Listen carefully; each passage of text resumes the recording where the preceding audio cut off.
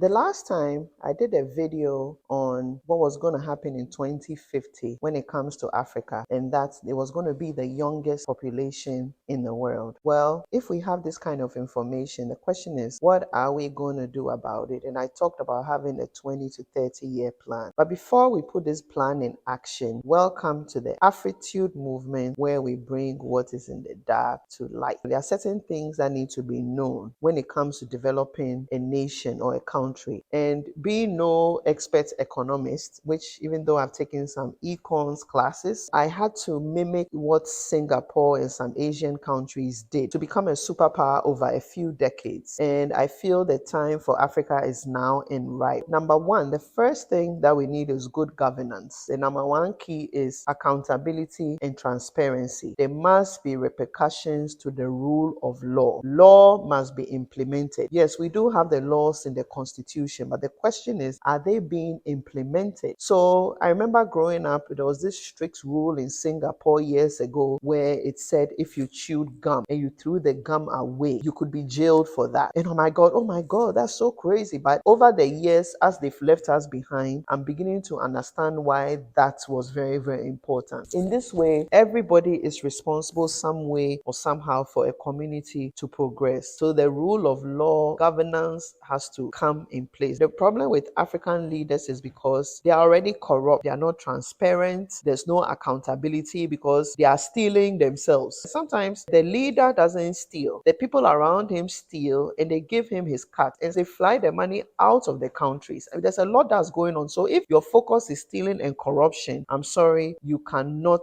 be a leader of a country or a leader of a nation, and you will not be able to implement any laws or punish anybody for any law. The second thing that Africa needs is to invest into education. Now, when it comes to education program for Africa, it has to be slightly different from what is being done in the West. There's a big problem in Africa right now where majority of us are colonized and we exhibit a lot of self-hate. So in our curriculum, they have to start pushing in a sense of pride again in the children and who they are. And how you are able to do that is talk about their heroes. Can you believe that in Ghana, Kwame Nkrumah, who is largely known as the person who brought independence to Africa and is respected all over the continent, can you believe that there's not one single book in the syllabus for the Ghanaian children? I had to learn about Kwame Nkrumah outside of Ghana, which is terrible. His books and his achievements need to be studied in schools. The children need that sense of pride. And not just that, Patrice Lumumba, we need to study about other people, other countries. We need to study about each other around us. What's happening in different countries in Africa. We need to study about that. The roles that the British played to colonize us, the languages. We need to learn and study about each other and close our minds away from the West. I had to learn A for apple. A for apple.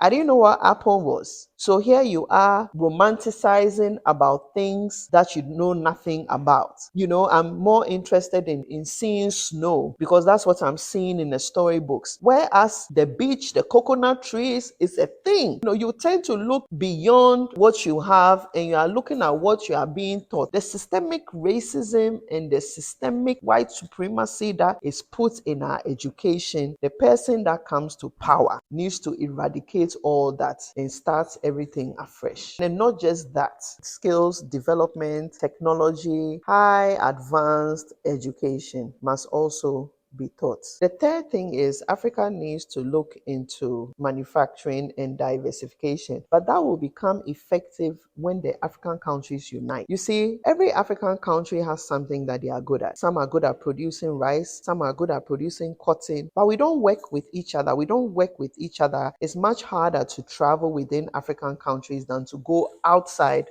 of Africa, and I'll do a video on that. So because we don't intra-trade and we don't trade with each other, manufacturing becomes very difficult. For instance, Ghana and Abidjan alone produce huge number of cocoa. If they were to manufacture the chocolate, do they have the market for it? The market would be available in Africa, but the infrastructure has not been put in place for us to trade with each other, with other African countries, because there are about 1.4 billion people in Africa. Even if you have 500 million of those people that can even afford the chocolate, or 300 million of those people that can even afford the chocolate, you make your money in Africa without living outside. But the thing is, what has been done to us and how we've been colonized and how the West fights us, it's not made the environment conducive enough for us to trade with each other. So we need a whole continent plan. I got this from Kwame Nkrumah. He had a whole thing where we need a whole continent plan. If this person is producing this, yes. If this person is producing, because if every country decides to produce rice, when maybe Senegal is best at rice, we are better off buying our rice from Senegal instead of bringing it from Vietnam or China. So these are some of the things that we have to look into. Being in the fashion industry, I always found it fresh where in the West, a lot of brands brag about using Egyptian cotton. I'm sure a lot of you have heard about that. And that is how they are able to sell their luxury brand and,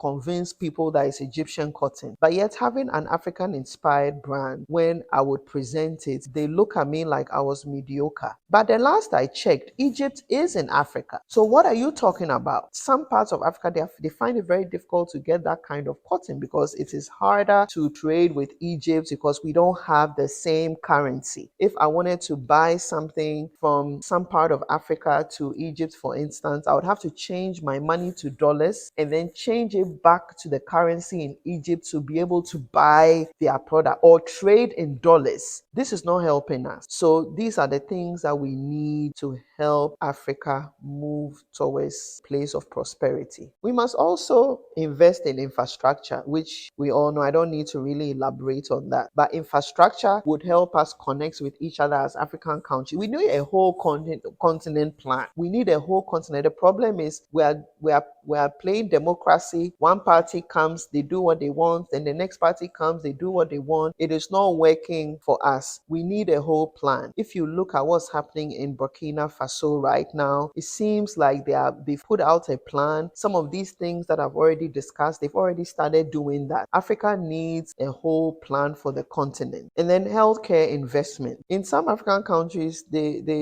believe in investing in funeral quicker than healthcare. So we need to invest into healthcare. This topic comes up because they said in 2050, Africa will have the most vibrant and the youngest population by 2050, which means that if we focus right now and we do these things and we put things in place, in 2050, Africa could actually be a superpower. Thank you for joining us. This is the Afritude movement, where we bring what is done in the dark to light, where we educate, and where we have a heart for everything Africa. And we have a heart for everyone who is of African descent. Not that we don't like other people, but I think we have a major problem in our community, and we need to work out of getting out of this level of disrespect. Thank you for joining me.